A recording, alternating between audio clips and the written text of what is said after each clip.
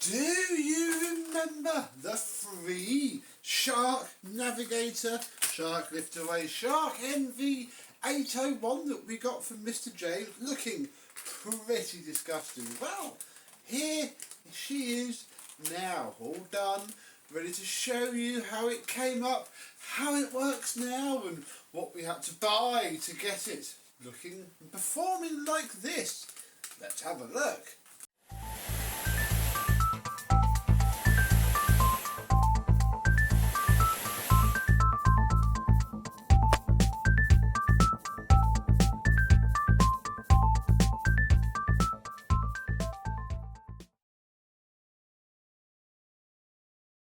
Yes, hello, my vacuum cleaner chums. How are you today? Yes, this thing came up very, very well indeed. Literally the definition of just take it apart, wash it, polish it a bit, put it back together. Although we will start with something that was replaced, although it didn't cost me anything to replace it, so that's okay. We have put a better cable on it. Of course, you have to put a Shark cable on a Shark. There was a video coming up on that actually, although nothing to do with this machine. But yeah, we do have ourselves a nice, better Shark cable.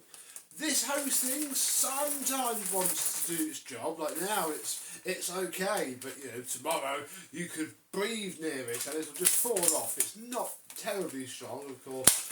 This is what Shark are renowned for, really, you know.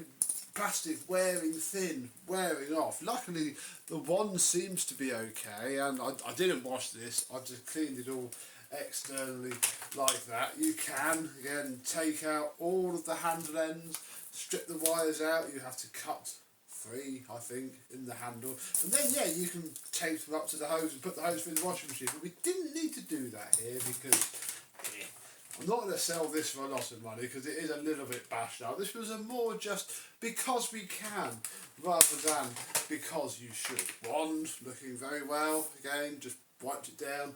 Didn't do much with any of that. This is pretty much where the bulk of the work went. So let's zoom in a little bit closer and have a look at how the main machine turned out. And the short answer is, for a free machine that was found by some bins, not too bad at all. The Cyclone / bin came up as well as it ever will. Obviously all of that is scratched into the plastic, and I got the majority of the dirt out from in there. Sadly again, you cannot get to that really. It's a bit of a pain in the bum, but yeah, everything else came up okay. A little bit of dust that came up from when I obviously tested this out to make sure that everything works, because you must do that with Sharks. There's a lot of bits and bobs that you have to do. Put a new filter set in it. I happen to have one spare from the last job lot. I was buying them in packs of 2 because it was only a little bit more expensive than 1. So that's paid off here. Look at that, all nice and shiny. And yeah, we can put our filters in there and pop our bin back on. Under here we do have a brand new post motor filter, and this is the only thing I had to buy.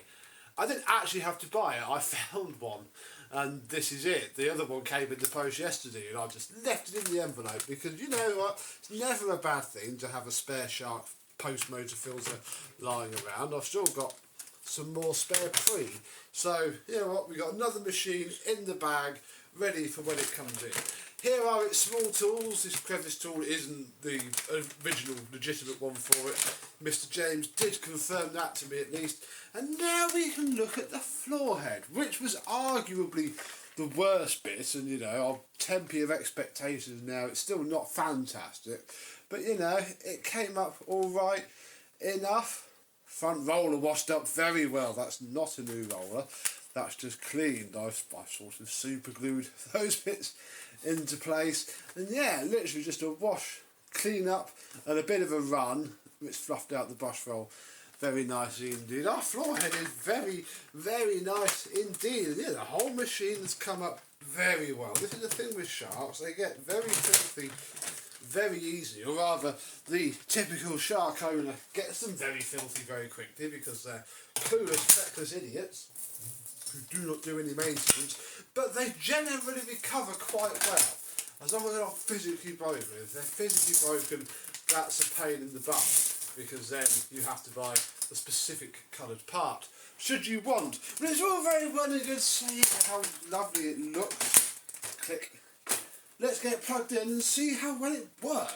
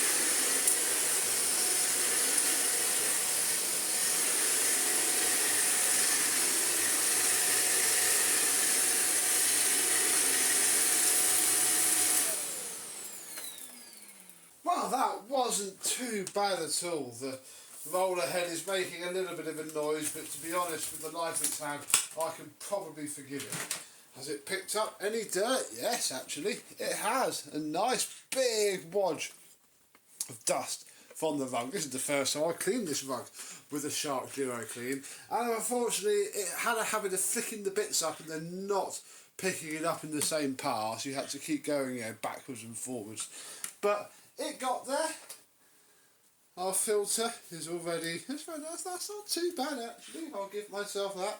That is still an ice white filter, nothing really to note perhaps, I don't know, I don't think there's a little ghosty bit in the middle there. I think she's alright, she's ready for me to clean the bin back out and put it up for sale nice and cheap, because it's wearing some battle scars, few missing decals, but hey, there is treasure in everything. So the next time you see a Shark vacuum cleaner, comment down below. Have you ever seen a Shark out for trash? If so, did you pick it up, or was it just not worth it? Because sometimes they are just not worth it. I say this to you now, but easily we could have had a blown motor or a knackered brush roll, and that would have been curtains really. We got very lucky indeed. So thank you very much for watching.